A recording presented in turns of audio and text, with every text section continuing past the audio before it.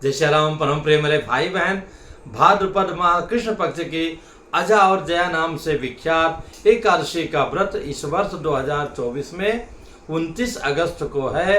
30 अगस्त को पारण है। प्रातः 7:50 से लेकर के 9:10 के अंदर पारण करना उत्तम रहेगा।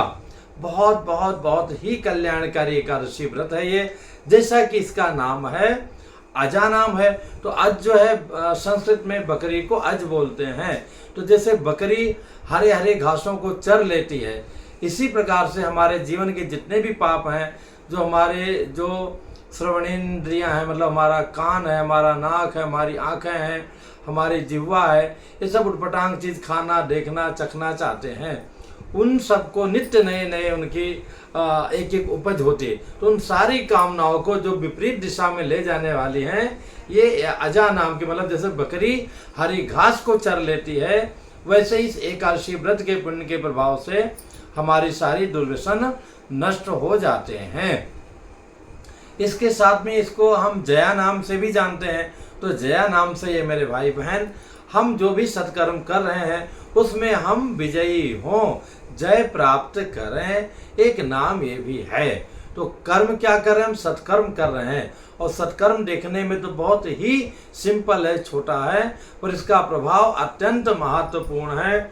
अश्वमेध यज्ञ के समान जो है, वाजपेयी यज्ञ के समान बहुत बहुत बड़े सत्कर्मों के करने के पश्चात जो पुण्य फल की प्राप्ति होती है, वही पुण्य फल अकेली जो है इस जया और अजा नाम के एकादशी व्रत करने से होता है। तो इसकी कथा हम बाद में कहेंगे। आगे हम विधि की चर्चा करते हैं।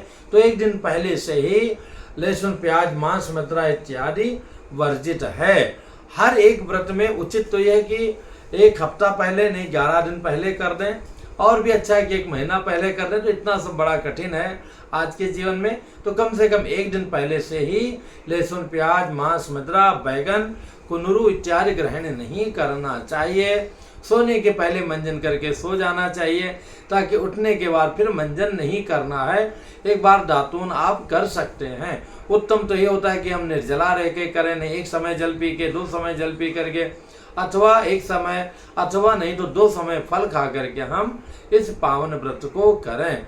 जो लोग साबूदाना कुटू के आटे का जो है पकौड़ी, पूड़ियाँ, दुनिया भर की चीज़ खाते हैं, तो मेरे भाई बहन, उनको एकादशी व्रत करने का पुण्य नहीं मिलता होगा संभवतः। उनको जो है उस दिन अन्न खाने का दोष नहीं लगता है, इतना मात्र है। तो हमें उपवास करना चाहिए। उपसमीपे वासा, समीप किसे? भगवान के समीप उस दिन हमें विशेष रूप से रहना चाहिए। भजन संकीर्तन इत्यादि करना चाहिए। स्वयं जो है भगवान जी का अपने रोज की अपेक्षा विशेष सेवा करना चाहिए। रोज अगर आप 11 तुलसी दल चढ़ाते हैं तो इस दिन 108, 1008, अथवा आपके पास भगवान ने दिया तो ब्राह्मणों को बुला करके, अथवा उनसे निवेदन करके उनके मंदिरों में तुलसी दल अर्चना है, अभिषेक है, पूजन है, सत्यनारायण कथा है, विष्णु सहस्रनाम, गोपाल सहस्रनाम का पाठ इत्यादि कर सकते हैं अथवा करा सकते हैं। जो लोग बच्चे हैं, बूढ़े हैं, वृद्ध हैं, बीमार हैं, उन लोगों के लिए शुद्ध सात्विक दाल, रोटी और जो है भाजी उनको खिला सकते हैं। पर अगर बहुत आवश्यक हो तो जो बीमार लोग हैं उनको दवाइयाँ अवश्य लेनी चाहिए। तो बिना विचार किए क्या है क्या नहीं है, क्योंकि शरीर ही माध्यम है सत्कर्म करने का। संध्या वेला में अथवा जब समय मिले जो है सत्यनारायण कथा इत्यादि श्रवण कर सकते हैं। संध्या वेला में जो है संकीर्तन करना चाहिए, रात्रि जागरण करना चाहिए। यथासंभव जितना हो उतना कीजिएगा। अगर पूरा कर लें तो कहना ही क्या है। और मेरा अपना ये मानना है कि नियम धर्म से अगर हम करेंगे तो उसी प्रकार से हमारे कामनाओं की पूर्ति होगी। जिस प्रकार से पुत्रदा एकादशी को पिछले वर्ष जो है सुजाता नाम की एक हमारे मित्र की पत्नी ने किया था, और उनको भगवान ने उनकी गोदी भर दिया उसी रूप में। तो मेरे भाई बहन, बहुत ही महत्वपूर्ण व्रत है। और जो पारण का समय है 7:50 से लेकर 9:10 के अंदर, उसके अंदर पारण करना चाहिए। पारण के पहले कम से कम 4 खुराक, नहीं यथासंभव अन्न दान करना चाहिए, गोग्रास इत्यादि निकालना चाहिए। ये कथा भी जो है युधिष्ठिर जी के पूछने पर भगवान श्री कृष्ण जी ने कहा कि जो है आप धर्मराज जी ये ध्यान से इस कथा को श्रवण कीजिए कि जो है अवश्यमेव भोक्तव्यम, अवश्य ही लोगों को भोगना पड़ता है। और हमारे सामने तो रोज ही प्रश्न आता है, और स्वयं के जीवन में भी देखते हैं हम लोग कि कितना भी अच्छा कर्म करने का प्रयत्न करते हैं, भले ही मन से बेमन से कैसे भी करते हैं, फिर भी जो है कई चीज़ों से बड़े पीड़ित रहते हैं। तो मेरे भाई बहन, सोना को ही जो है परखा जाता है। जो कमांडर सैनिक बनते हैं, सोचिए सैनिक की कितनी तैयारी होती है, उनमें जो कमांडो आते हैं, एसपीजी वगैरह में आते हैं, वो हजारों में से एक सैनिक आते हैं। इसी प्रकार से जो भगवान के भक्त हैं, ये करोड़ों जीवों में अकेले होते हैं। तो ऐसे में तपस्या थोड़ी अधिक करनी पड़ती है। और आप सभी लोग जानते हैं कितने राजा महाराजा आए, कितने गए, पर महाराजा हरिश्चंद्र का नाम आज भी उसी प्रकार से गौरव सम्मान पूर्वक और सत्य के प्रतीक के रूप में लिया जाता है। इस एकादशी व्रत में उन्हीं की कहानी है कि अत्यंत सत्य का पालन करने वाले, भगवान की सेवा करने वाले, व्रत इत्यादि सारा नियम विधि से करने वाले महाराज हरिश्चंद्र थे। और देवताओं में होड़ लगे उनके नाम की, ये कितने सत्यवादी हैं। ऐसे में जो है परीक्षा लेने का जिम्मा विश्वामित्र जी को सौंपा गया। उन्होंने स्वप्न में उनको ऐसा आभास कराया कि उन्होंने पूरा राजपाट महल दान कर दिया है। और प्रातः जो है राजा को स्वप्न तो अवश्य स्वप्न सा आभास हुआ, और प्रातः जब दरबार में बैठे तो उसी समय विश्वामित्र जी आ गए हैं उनसे मांगने के लिए कि राजा ने तो आपने दान किया है। कि महाराज हमको याद नहीं आ रहा कि आपने स्वप्न में दान किया है। बोले आप कह रहे हैं तो सच ही कह रहे होंगे, और राजपाट दे दिया। तो दान के बाद में जो है गौदान किया जाता है, फिर भूषी दान किया जाता है।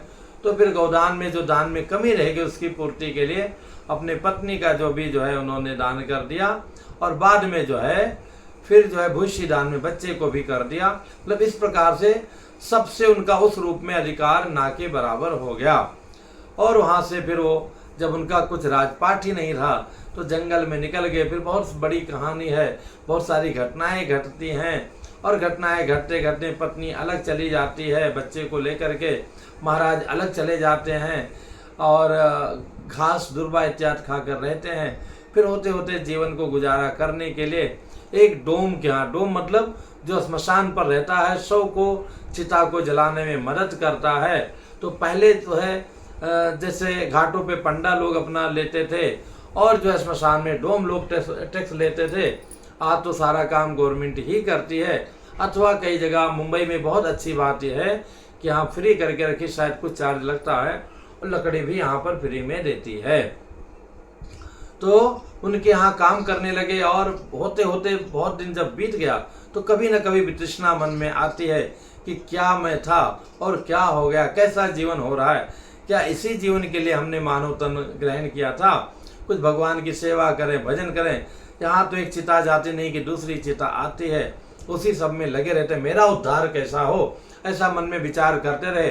संयोग से एक दिन उनको गौतम ऋषि का दर्शन हुआ, और उनको प्रणाम किया। दूर से ही उनसे पूछा कि महाराज कौन से कर्म की हमारी ऐसी सजा है। तो क्या ऐसा कोई पाप कर्म तो मेरी दृष्टि में आपके जीवन में है ही नहीं, विशेष रूप से आपको तपाया जा रहा है। तो इस रूप में कहे महाराज ये कैसे कष्ट कम हो, कैसे हमारे बच्चे और पत्नी सबकी प्राप्ति हो। कि आप चिंता मत करो, आने वाली भाद्रपद माह के कृष्ण पक्ष की जया नाम की और अजा नाम दोनों नाम से विख्यात एकादशी का विधि विधान पूर्वक व्रत कीजिए, और उसका पुण्य फल के प्रभाव से निश्चित ही आपको अतिशीघ्र सब कुछ प्राप्त हो जाएगा। महाराजा ने प्रतीक्षा किया और बड़े श्रद्धा भाव के साथ में एकादशी का व्रत किया। व्रत के प्रभाव से समस्त पापों से मुक्त होते हुए वे दिव्य भगवान के लोक में जाने की तैयारी थी। पर उसके पहले बहुत सारी घटनाएं घटती हैं। उनका लड़का भी सांप काटने से मर जाता है, माया रूपी पत्नी लेकर आती है उसका भी संस्कार करने के लिए, फिर भी उससे जो है कफन का पैसा मांगते हैं। कितना मतलब रोमहर्षक जो है दृश्य, ये सारी घटनाएं होती हैं। बाद में वहीं पर जो है प्राकट्य हो जाता है और उनको आशीर्वाद प्राप्त होता है, राजकाट सब प्राप्त हो जाता है, और बाद में भगवान के धाम को जाते हैं महाराज हरिश्चंद्र जी इस एकादशी व्रत के पुण्य के प्रभाव से। तो हम आप लोग अगर श्रद्धा विश्वास पूर्वक करेंगे तो हमारा आपका भी परम कल्याण होगा। हर व्यक्ति को एकादशी व्रत अवश्य करना चाहिए।